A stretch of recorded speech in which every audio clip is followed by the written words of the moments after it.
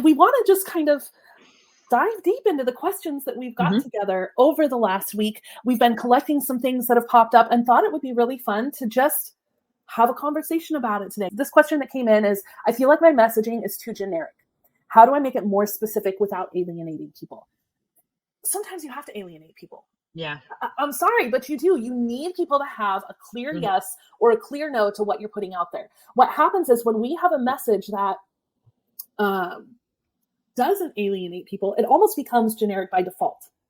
And that's why your message isn't landing. That's why you feel like you need a different audience. That's because you haven't dialed into that language. So what you're asking about is my messaging too generic? How do I do it without alienating people?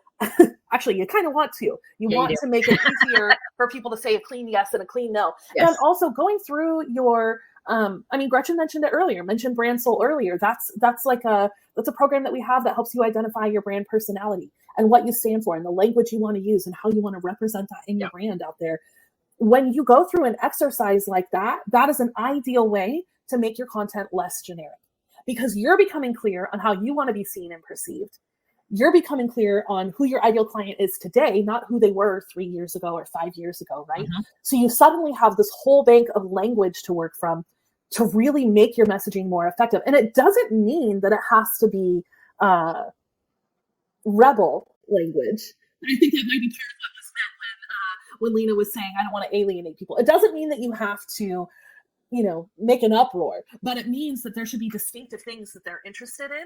And by going through and getting clearer on who you are, then it's going to make it a lot easier for your content to be more specific without alienating people. Because look, when we think about it, regardless of what your area of expertise is, there are thousands, if not hundreds of thousands, potentially millions of people that can benefit from what you're sharing. So, you're not going to alienate people. You're only going to dive deeper into the arena of people that are meant to hear your message. And I think that's also almost a mental shift that we have to happen because we stay in our own little bubbles so much. So I think that's a good way to consider that also. I don't know. Is there anything from your perspective, Gretchen, about not making content overly specific, but also not becoming generic? Yeah, it really is a mindset shift. It's a scarcity mindset shift because you think, if I dial it in and I start alienating people, that's fewer people that I'm going to reach, et cetera. But that's actually what you want. You want that smaller pool of people because you're more likely to get yeses. When you do that, your conversion rates, this is going to be very left brain, but your conversion rates and your bounce rates and all the rates and all the things you track, they get way, way, way better when you're more targeted with your audience and know exactly who they are. And you're starting to alienate those other people. And that means they won't click on your ads because they're not the right customer for you. And then what happens then internally in your business is things get easier because you're not taking sales calls with people who can't afford your business. You're not taking sales calls with people who don't really get what you do or think you do this thing, but you don't. Because they got confused by something on your website. It makes things easier when you do this. So it's a little bit of stepping out of your comfort zone and doing that thing and making it be building that language on your website to make it more specific and not worried about the people that you're going to leave behind or whatever however you're saying that. But and I want to challenge the notion of alienating someone. If that's how you're feeling, if you're worried about your content alienating someone, we already explained that you want to speak specifically, but also reframe this in your head because what you're really trying to do is to become more connected to someone. So just think of this like your group of friends, right? You have rings of friends, if we're being honest about it. We have the ones we're closest to, and guess what? In most cases, that's because we have the most things in common. Then you have that next tier of friends where you're like, right, I know. So we're total opposites and we're absolute besties. But then if you look at your next ring of friends, they are people that you absolutely love, but they're not part of your everyday life. Then you move a little further out and you're like, hey, this is my work friend, right? Or you have that in any normal relationship. It's not about alienating people. It's about how do I find my freaking besties and speak the same language they're speaking, or jam into the same music, we're laughing at the same jokes. So flip it in your mind to think of it as that. And I think that that'll go a long way for you. And you can also, with that same analogy, think of that, like obviously with your besties, it's not about selling them something, but it's about the amount of time you want to spend with that person. Yeah. You want to spend the people who are in your inner circle, so to speak, are the people you spend the most time with. Yeah. And when it comes to business, your ideal customer those are the people who are going to spend the most money with you. Yeah. Well, and I actually really enjoy this next question coming up. So what do I do if I have more than one ideal customer? Can I serve both without confusing my brand? Yes, absolutely. So this, I want you to think of, even just going back to that friend reference, right? So that closest tier of friends is your primary ideal client. They're the ones that you have the exact answers for. You can serve them immediately. They are probably people that maybe are are able to afford things at a certain level. The offers that you have for them are the most profitable. That is your closest ideal client. Your next tier of ideal client is someone you're still incredibly passionate about serving, but maybe there's a little difference in the profit margin, or maybe there's a little difference in the level that they're at in their business. We have multiple tiers of ideal clients. So one thing that I like to do, I really think about this when I'm getting on a podcast, when I'm being flown in, like I'm being flown in next week to go and speak and teach and do a workshop at an event. When they're bringing me in for that, I'm actually asking myself, which client avatar am I speaking to, and how do I help them the most? So you just tailor your teaching, your training, your offer to that specific person. So if you're someone in the health and wellness space and you're trying to figure this out for you, you have those clients who are like, oh gosh, I really want to do that year-long program with you because I know shifting my health in that way would be a radical improvement, but I don't know you well enough to know that I can do that, or I don't have enough trust in myself to know I'm going to follow through on that thing. So that person isn't your ideal client. The ideal client is the one that can do the year-long program with you. But your other ideal customer is the one who's like, you know what, I want to try this, but I don't know if I can do a year. Let me commit to 6 months. You know, you might have another tier that's like, I would love to someday get to that, but let me focus on the 3. I really recommend not having more than 3 kinds of customer avatars. Because that's when things start to get really muddy. In an ideal world, people have 2. But you know, you just tailor your offers to them and you make that make sense. So right now, even with the training that we're doing, we are speaking to different tiers of clients with what we're doing today. So we're referencing examples for our tier of clients who already have a platform. They've already got a large audience. We're using examples that are going to serve them. We're speaking in a way for people who maybe haven't had their business quite as long or aren't at that level. And we're using examples for both kinds of our ideal clients. So that's how you do it. It's just about having the conversation that's going to serve them the best. I think we like to overcomplicate things, humans in general, and we want to think that we have this special snowflake situation. We really don't. We just need to be a human. We just need to talk to that audience in the way that they want to be heard. We need to serve them in the way they need to be served. And so there's really kind of straightforward ways to make that happen when you think about who you're talking to and just make sure that what you're sharing is relevant at that time. Yeah. I would go ahead. Add one thing to that. Just make sure that when you have 2 avatars like that, that there's a through line between it. I think you kind of touched on that, but I just wanted to make sure that that was emphasized. You can't be like serving. I'm staring at my kitchen right now. You can't be serving knives at the same time you're trying to sell microwaves. They don't necessarily go together, you know? So, I mean, yes, they're both in the kitchen. There's kind of a through line there, but there's not a real direct correlation with that. And that's where you want to just make sure that there is some kind of clear connection. In our case, just to give an example of that, in our case, we have like the Laylas and the JJs, and we have some of these folks that they are just out there and they are just crushing it in their business. And then we have another tier of client who that is their aspiration. They are on track to do those exact same things. They're leveling up every single day, and eventually they are going to be the next generation of JJs and Laylas. Making up new client names here.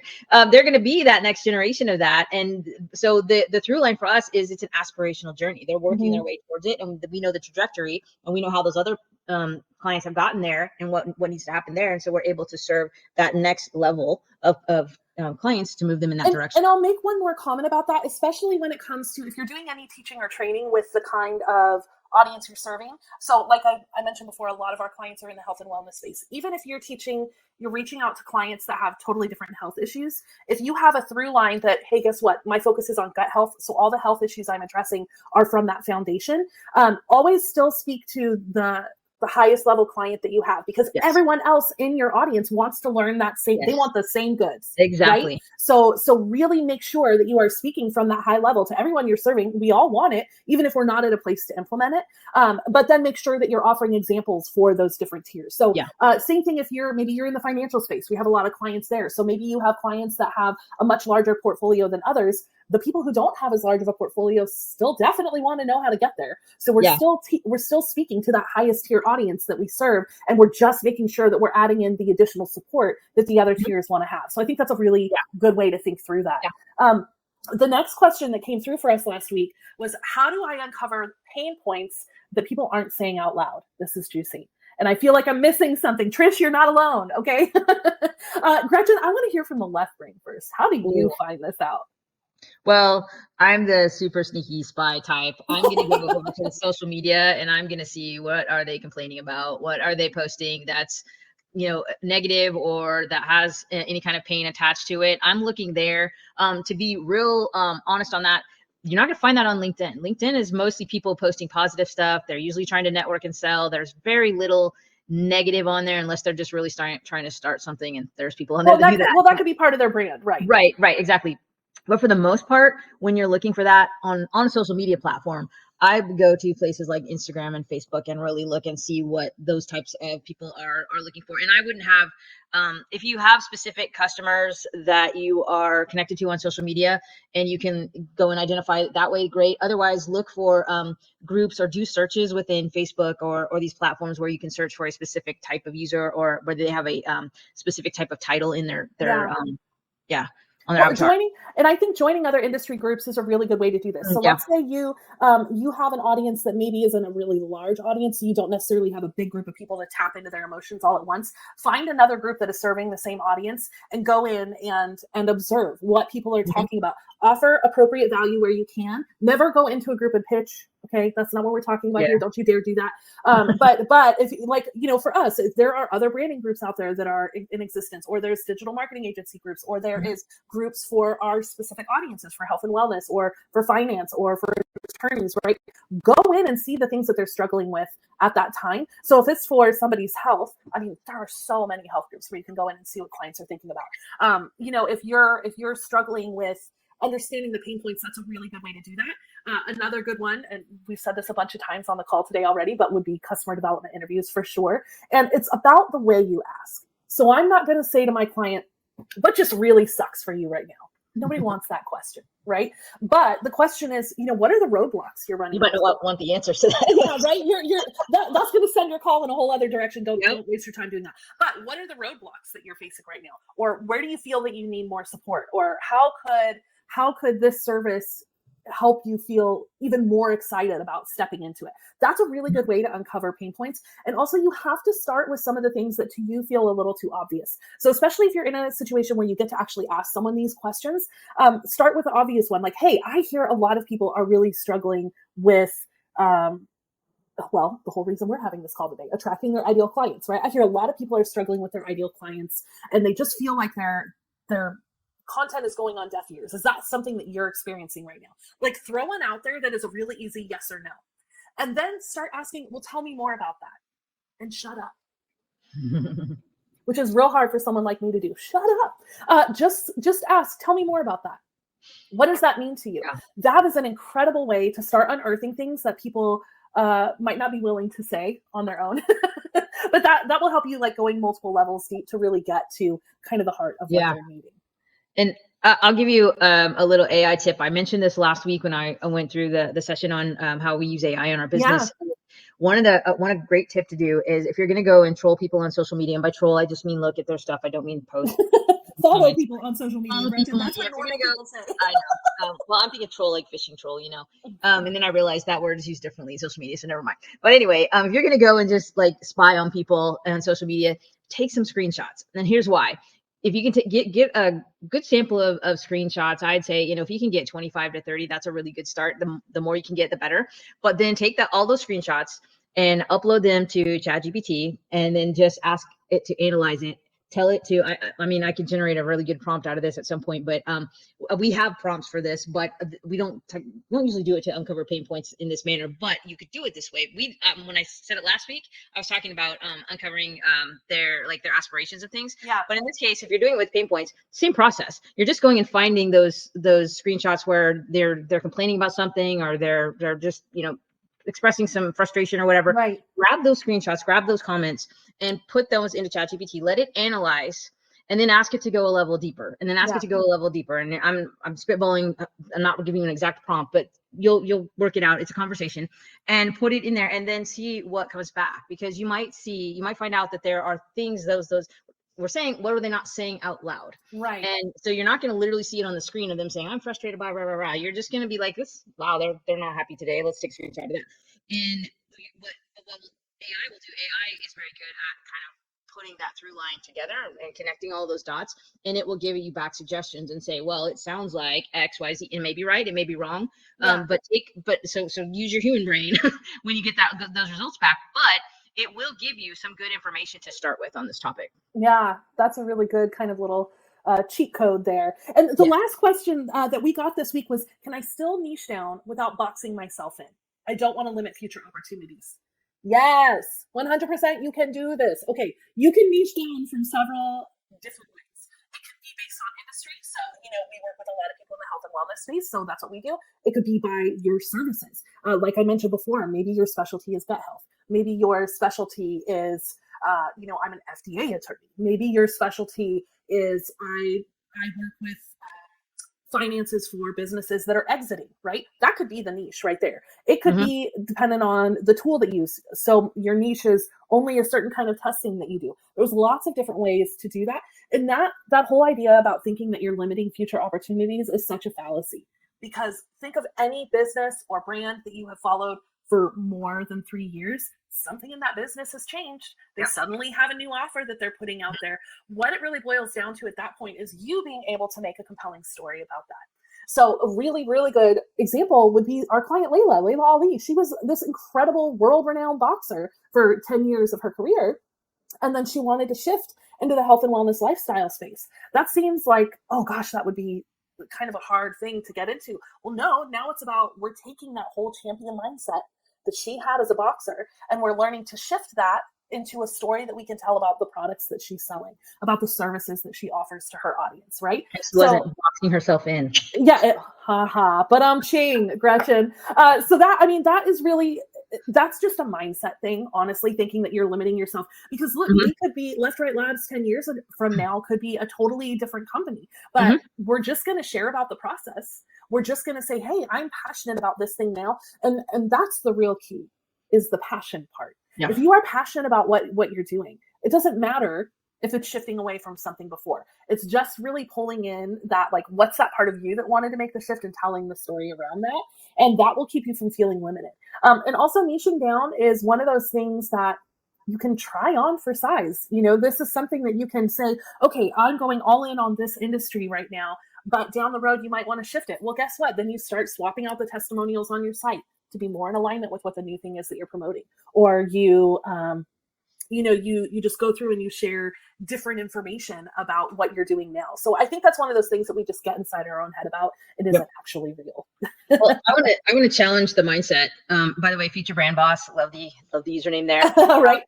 You're saying you don't want to limit future opportunities, but what if niching down actually expands those opportunities, doesn't limit it? Because if you are niching down and you're focusing on one specific target audience, and that opens the door for you. Don't box yourself in with saying that you're limiting your future opportunities, and we can give a really good example of this. When we were first starting out in our business, like as Trina said, we had a pretty wide portfolio of clients. And when we niched down into influencers, that's when our business really took off. Yeah. And so we could have come into that and say, well, gosh, am I limiting? Am I, as to use someone else's term, alienating our clients? No. When we niched down, we actually expanded what we were doing. We were able to reach a lot more clients at the level that we wanted to work with. And it actually did become a lot easier for us because our messaging got more dialed in and we knew exactly who our target audience was. And we didn't feel like at all that we were boxing ourselves in. Was there a little bit of nervousness around doing that and some anxiety? Absolutely. Because, anything with change, that's going to come. But it's again, it's a mindset shift. It's like, don't think of it as I'm limiting myself. It's a what if this is the opportunity? Yeah. And also we have the internet now, y'all. Yeah. Like, it's we don't have the limitations we used to have when all we could work with was local audiences, right? So there's so many people in this world that need what you do. There's so many people where you are the answer to the pain that they're experiencing. And it's just about getting in front of them. It's about having conversations. It's about being human and listening at the right time and speaking at the right time, so that you can really help them out. So I would definitely say shift that mindset. And, it's all these things contribute to creating that stronger brand, listening more to our audience, finding ways to better understand the frustrations they're facing, and at the same time, also finding ways to say things in the words they need to hear. If that's something that you're trying to get better at, you're trying to figure out how strong is my brand, how well am I connecting with my audience, I want you to go to leftrightlabs.com/quiz. Take this quiz. It's free. It takes like 5 minutes to do, but it's really going to shine a light for you on the areas. Seconds. I'm sorry? It takes about 60 seconds. It's super Oh short. yeah, what am I talking about? 60 seconds to view. But it'll help you, it'll give you scores and say, hey, here, this is what's working really well for you. This is where you need some support. And that's going to help you stop wondering, is this working? Is this not working? So it's going to get you answers right away. In 1 minute, boom, done. You have that information. And if this has been helpful to you today, please like and subscribe. Share this information with friends and entrepreneurs and business owners that are looking to grow their brand. So we're here to help you out, and so glad we got to do this Q&A Friday with you today. Yes, so I'm fun. Trina, and I'm Gretchen, and we're here to help you get clear, get noticed, and get paid. We'll talk to you next week. Bye-bye.